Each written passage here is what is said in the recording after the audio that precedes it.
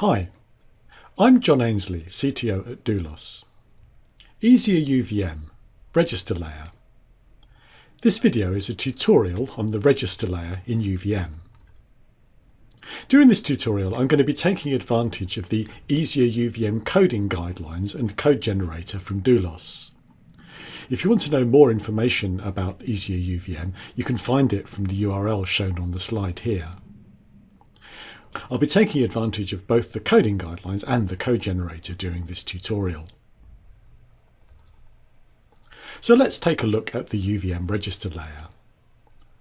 The purpose of the register layer is to abstract the control and status registers in the design under test. So most modern SoC designs have tens or hundreds of thousands of control and status registers, generally organised into a number of address maps. Then both hardware and software may need to access those registers. In the context of UVM, we're going to be accessing the design under test by instantiating one UVM agent for each of the interfaces on the design under test, and then we'll have a UVM test start sequences, and each of the sequences will create a transaction that it runs on a particular sequencer. If we think a little bit about what we've got here, we've got a design under test containing many control and status registers. Each of those registers is in a particular physical location, accessed through a particular interface, and sitting at a particular place in the system memory map. So if we write UVM tests, those tests are going to be dependent on the choice of physical interface and the protocol used to access the DUT, on the actual location of the registers within the address map, the physical address or virtual address of the registers, on the endianness of the particular interface, and also on whether the test is being run at the system level or the subsystem level or at the block level. And all of that is bad news, because if we move the registers around or want to run the test at a different level, we actually have to change the sequence code that you can see here. And the purpose of the UVM register layer is to abstract the test from the low-level details of the registers within the DUT. So the UVM register layer sits between the sequences that are run from our UVM tests and the agents that are part of the UVM verification environment. A UVM test will do reads and writes to registers by name. Those registers will then be mapped to offsets and ultimately to locations within the system address map using the address maps nested within the UVM register blocks. And the address maps then locate agents, and those agents are used to wiggle pins on the design under test. And by hiding all the details of the registers in the DUT behind the UVM register layer, it means the UVM sequences that read or write registers need contain no protocol information, no address information, no endianness information, and the registers could be anywhere within the DUT, so the test can be reused between block, subsystem and system level. The UVM register layer itself is not written by hand. For the register layer, you need a generator, and there are many generators available. So the big three EDA vendors will sell you a UVM register generator, but there are many startup companies around as well that provide generators for the UVM register layer. The Easier UVM generator isn't a generator for the UVM register layer, however, so you're going to have to find a generator from somewhere else. Let's take a look at the register layer in a little more detail. So the register layer consists of UVM register blocks organised hierarchically, and most of the heavy lifting within those register blocks is done by address maps. So each address map contains the offsets of specific registers relative to some base address. The register layer is connected to the agent through an adapter and a predictor. So the adapter is a component that's protocol specific and so ultimately user defined, and the adapter component converts between generic read and write transactions and protocol specific read and write transactions. So from a sequence we might make reads or writes to registers by name, writing values that are simply system Verilog integers. The register block will then create for us generic reads and writes containing an actual address within the address map of the system and a data that's been converted appropriate to the endianness of the particular interface we're using. The adapter then converts those generic transactions to protocol-specific read or write transactions that actually run on the sequencer within a particular agent. In the upstream path, we instantiate a component called a predictor, and it's the job of the predictor to make sure that the values within the register layer accurately model the values in the actual registers themselves. So the predictor is connected to an analysis port on our monitor. The predictor then passes protocol-specific transactions through our adapter in order to create those generic transactions that are then passed up to the register block in order to update the values of the registers within the register block. This mechanism of accessing the DUT through an agent is known from the point of view of the register layer as front door access. So front door access means wiggling pins on the design under test in order ultimately to read or write registers that might be nested deeply within the design under test. But there's an alternative access mechanism known as backdoor access. So with backdoor access through the register layer, a read or a write through the register layer is converted to direct access to a register using its HDL path name. So rather than wiggling pins, we're using HDL path names in order to directly peek or poke values within the registers within our simulator. And what you can do is to make settings within the register layer to control whether a particular read or write uses front door access or backdoor access, or you can freely mix the two if you like. The register layer itself stores a set of so-called mirror values. The mirror values are meant to mirror the actual values of the registers within the design under test. Whether the mirror values actually mirror the values of the registers will depend on the nitty-gritty detail of how the values in the registers are actually updated.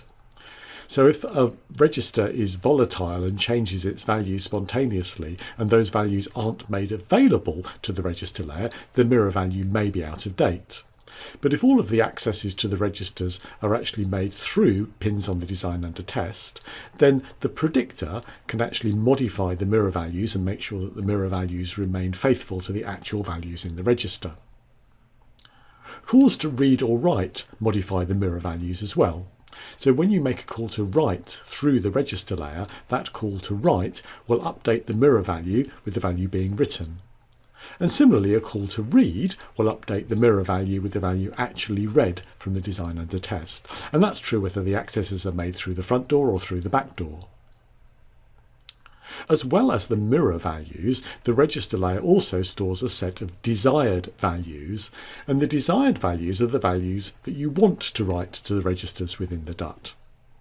You can modify the desired values through a call to set, and similarly there's another method get of a register that returns the desired value. And what you can do is to modify desired values of a number of different registers and then make a single call to update in order to update all of the registers in the DUT in order to match the desired values. And this call to update will make a minimal number of calls to write in effect in order to update all of the values in the DUT to reflect their desired values, and will then update the mirrored value so the mirrored value matches the desired value. Now let's get a little bit closer to reality and take a look at how we integrate the register model into our UVM verification environment. This is actually a diagram of the code that's going to be generated from the easier UVM code generator, or you could write it yourself, of course. And this diagram shows you a lot of the details of how the register block is instantiated and connected up to the agents. So the register block is going to be instantiated from our top level UVM environment. The register model itself is typically structured hierarchically, and so it's going to be good practice to have a hierarchical register block corresponding to each of the lower level envs. So we have a register block, a top level register block instantiated within the top level env, and the register block then instantiates a lower level register block, one for each of the lower level envs. Any accesses through the register layer, however, have to be made through so-called route maps within the top-level register block. So corresponding to each interface on the design and the test, there'll always be a route map within the top-level register block. And if we have individual register blocks for the lower level envs, then we'll be adding the address map from the lower level env into the route map by a call to add submap. I'll show you the code for that in a few slides' time.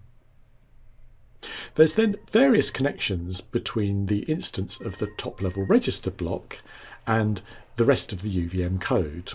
I'll show you how those connections are set up in a few slides' time as well. Within the env, you can see, as well as instantiating an agent, we're also instantiating the predictor component, the adapter component, and then we're making connections between the predictor, the adapter, and the register block.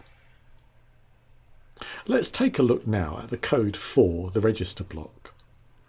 So as I've said previously, in practice you're going to want to find a UVM register generator to actually generate for you the complete register model. However, when you're just learning or creating toy examples, you can perfectly well type the register model in from scratch, and that's what we've done here. So for the minimal example I'll talk you through here, the register model was actually typed in from scratch. And we'll start off with the register. So within the register model, an individual register is represented by a class that extends UVM reg. It's then registered for factory automation, and it would typically contain one or more fields. Because this is a minimal example, we've just got a single field, but typically your register is going to be composed of many fields that may or may not be overlapping. There's then the usual constructor for a UVM object, and at the bottom of the class we have a build method.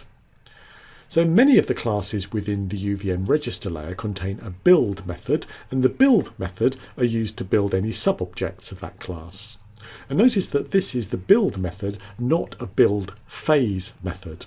So the build method within the register layer plays the same role as the build phase method in UVM, but this is not strictly a UVM phase method. It's just a regular method of this class dummy reg. So within this build method, we're building our field object using a factory method call, and then we're configuring the field by calling its configure method.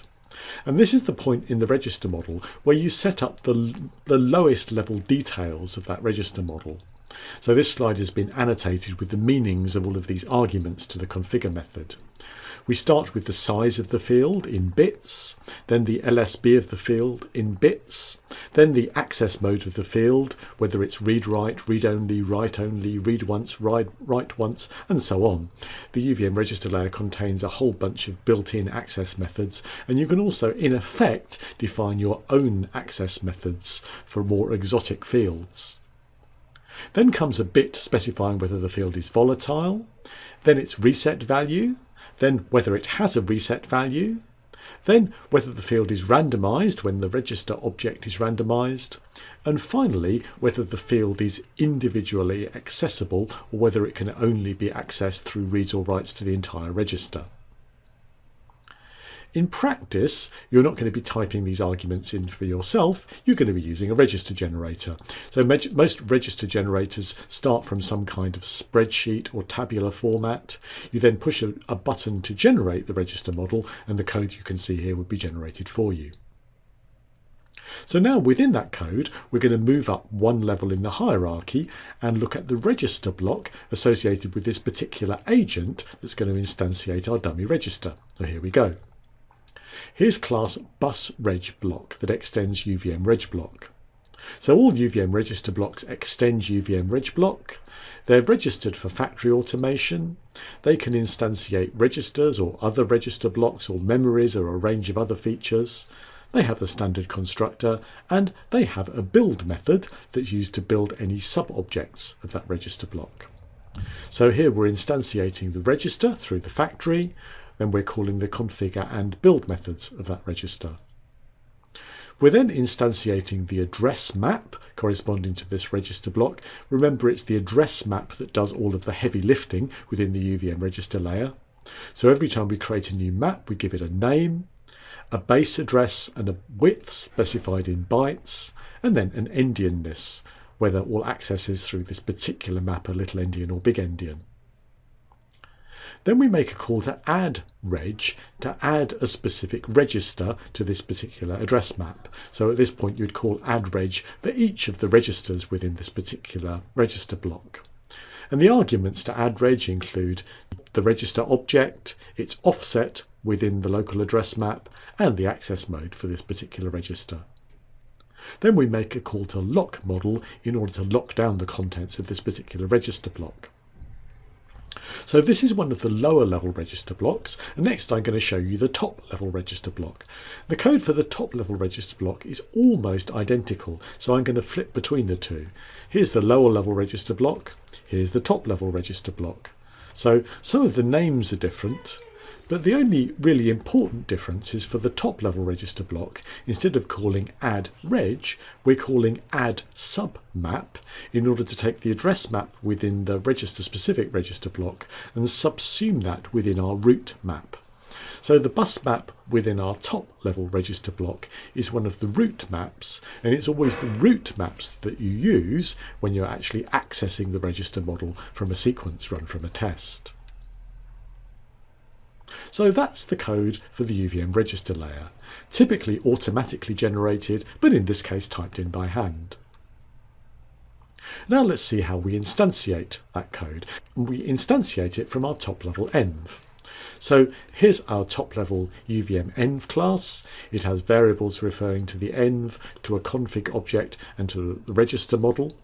Then within the build phase method, we use the factory method to instantiate the register model. Call the build method of the register model. So notice that this is the build phase method of UVM, and we're calling the analogous build method of the register model that isn't strictly speaking a build phase method, but we're calling it from the build phase nonetheless. We've chosen the name reg model, and this is actually the name recommended by the Easier UVM coding guidelines, because reg model was the name recommended by the original UVM user guide. In the original UVM user guide, the name was reg model without an M prefix, so although within Easier UVM we recommend the M prefix for all data members of classes, we've stuck to the original name reg model as it said in the user guide. Now let's look at the integration. So here we're going to look at all the connections between our UVM env and the register block instantiated at the top level. And a lot of those connections are made in the top level connect phase method. So here in the connect phase method, we're first of all connecting the predictor to the root map.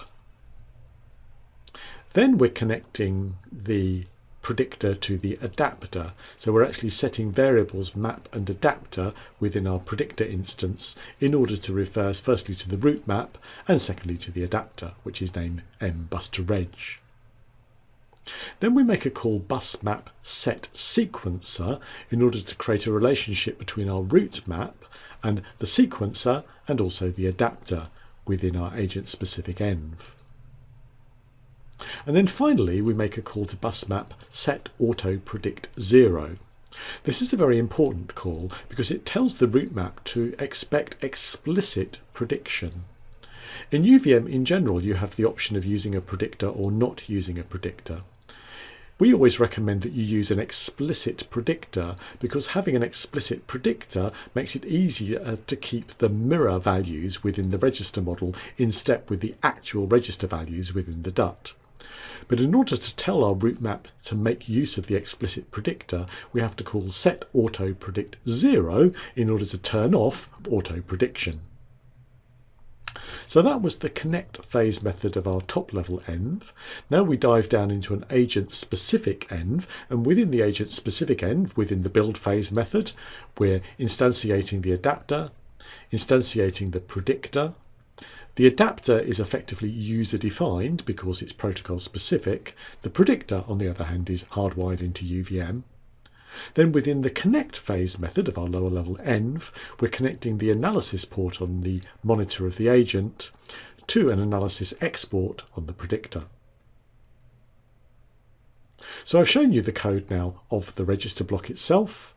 shown you how to instantiate the register block within the top-level env, and also shown you how to make all the necessary connections between the register block and the rest of the UVM environment. Now let's look at the adapter. So the adapter code is always going to need to be provided because it's protocol specific. This particular adapter code was generated for us using the Easier UVM code generator. You could, of course, modify this code if you've got some exotic transaction information that you need to pass backward and forward between the register layer and our protocol-specific code. So an adapter class always extends UVM reg adapter, and then it always contains two methods, reg to bus and bus to reg. So reg here refers to the UVM register layer, bus refers to our protocol-specific connection to the design under test. It doesn't have to be a bus. It could be a serial interface, it could be a bus interface, it could be a packet switched interface, whatever. The names of the two methods are always reg to bus and bus to reg. So reg to bus is used to convert generic register layer transactions to protocol specific transactions. So reg to bus takes a const ref argument of class UVM reg bus op. UVM reg bus op is the class for generic register layer transactions. It then returns a UVM sequence item. Well, actually, it's going to return a class that extends UVM sequence item, bus.tx in this case. So bus.tx is our protocol-specific transaction that's going to execute on our sequencer. We then have to convert between generic information and protocol-specific information, and the generic information is stored in three variables within the class UVM reg bus op called kind, address and data. So here we're populating our protocol-specific transaction by taking information from the generic transaction. The other method, bus to reg, does the same thing in reverse. So this is taking a protocol-specific transaction and returning a generic transaction. So it reads information from the protocol-specific transaction and then populates the kind, address and data fields of the generic transaction. It also has to set the status field to UVM is OK or UVM not OK. So that's our user-defined adapter code. And now we can jump straight to our register sequence. So having set the scene and done all of that work to define our register model and instantiate the register model within the top-level env and connect it up, actually writing register sequences is alarmingly easy. We can simply make write and read calls through our registers in the register layer. So the code we see here is just a regular UVM sequence. So here we have a class bus.env reg sequence that extends bus.env default sequence that ultimately extends UVM sequence that extends UVM base sequence. We register it for factory automation. We've got the usual constructor for a sequence and the usual body task. And the body task for a register sequence is just a regular sequence body task that happens to do reads or writes to registers. So we're calling reg model, which is a variable that points to either the entire register model or one local register block within the register model. .reg0, which is just the name of a UVM reg, .write or .read. And as I've already hinted at, there's a range of possible calls you can make here. We could peek or poke for backdoor access. We could use set and update to make use of the desired and mirrored values, and a range of other calls. The write and read methods then have a range of very useful arguments, and you'll want to look these up in the UVM documentation if you do this for real. The first argument is always the status value to say whether the write or read succeeded or failed. And other useful arguments include the value argument, which is the value being read or written, and the parent argument, which is a reference to the caller. So for actually reading or writing through the register layer, this is all you need to do. Just write or read values, regular system Verilog values, and then check the status value to see whether the write or read was successful. To play with this example yourself, you can take advantage of the Easier UVM code generator, which you can download and run locally on your own machine, or you can run it on the internet using EDA Playground. So if you go to this URL, you'll find a minimal register example set up ready for you to run. So this example is the same as the example I've been showing you in this tutorial. We've got a dummy design under test. We've got a dummy register model that was created by hand. We've got some driver code to wiggle pins on the design under test. We've got a sequence, and here you can see the interface template file for the one and only agent on the design under test, the bus template file. What I will just do now is to point out the settings that you need within the Easier UVM code generator template files in order to control the integration of the register model. So there's some settings within the common template file, and there's some settings within each interface template file for which you want to make use of register access. You don't have to use the register model, of course. So there's two settings within the common template file. There's reg model file, which is just a path to the file that includes the register model. And of course that register model could have other includes nested within it if you like. And there's the type of the top level register block. So top reg block here is going to be the name of a class that extends UVM register block and represents our root register model that we're going to instantiate within the top level env. Then there's some settings within each interface template file. So reg access mode specifies the mode of register access for this particular agent. So WR means write or read. There's also write only or read only. Then comes reg access block type, and that's the UVM reg block type, the name of the class that's specific to this particular env. And then comes three settings that map the fields of our generic read and write transactions to our protocol specific read and write transactions. So in this case, command, address and data are the protocol specific fields corresponding to kind, address and data within our generic transaction. There's also a couple of other settings you might want to know about that we don't use in this minimal example. So reg access map allows you to specify the root map name within the top level register block if that root map name doesn't happen to be the default value. Reg access block instance allows you to specify the hierarchy level for accesses to the register model from your test. So imagine you have a deeply nested register model. The actual full object names of those registers would then include long path names as we dotted our way down through the register model. And if you like, you can write register sequences that actually contain those full hierarchically expanded path names of the registers that are deeply buried within the register model. But alternatively, by setting a more complicated instance name here, you can use abbreviated path names within the register sequences. So I'd encourage you now to go away and play with this example yourself and have fun. So at Doulos we can deliver training classes worldwide in hardware design, hardware verification, embedded systems, ARM processor technology, ESL and verification. So I'd encourage you to check out the details on www.doulos.com.